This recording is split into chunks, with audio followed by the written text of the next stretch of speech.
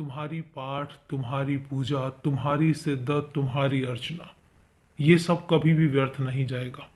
तुम जितनी शिद्दत से मंदिर की सीढ़ियाँ चढ़ते हो, तुम जितनी शिद्दत से अपने मंदिर की जोत जगाते हो, तुम जितनी शिद्दत से मेरी पूजा और अर्चना करते हो, तुम जितनी शिद्दत से मेरा नाम लेते हो, तुम जितनी शिद्दत से अपने घर के मंदिर के हर देवी देवता को पूजते हो, तुम जितनी शिद्दत से हर एक नाम की आराधना करते हो, वो सब चीज़ें बहुत अनमोल हैं और वो सब चीज़ें कभी भी व्यर्थ नहीं जाती। पूजा अर्चना का फल कभी भी व्यर्थ नहीं जाता और जब ये फल मिलता है तो बहुत सुखद होता है। तुम्हारे अंदर एक सुकून, तुम्हारे अंदर एक धैर्य देकर जाता है, तुम्हारे अंदर एक उत्साह देकर जाता है, तुम्हारे अंदर एक आत्मबल देकर जाता है।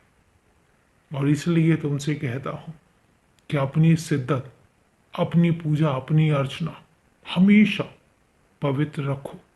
पवित्र का मतलब ये है कि किसी भी भगवान को लेकर तुम्हारे मन में कोई भेदभाव नहीं होना चाहिए।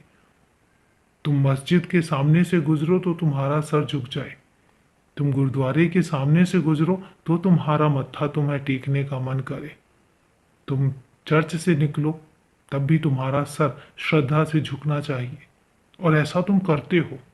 मैं ये नहीं कहता हूं कि तुम मुझे मत मानो, तुम अपने भगवान को मत मानो, मुझे पता है कि तुम मानते हो, लेकिन इससे भी बड़ी बात यह है कि मैं तुमसे हमेशा कहता हूं कि ईश्वर एक है और यही बात मैं अपने बच्चों को समझाना चाहता हूं कि ईश्वर एक है, उसमें भेदभाव नहीं, क्योंकि ईश्वर ने कभी भेदभाव नहीं किया।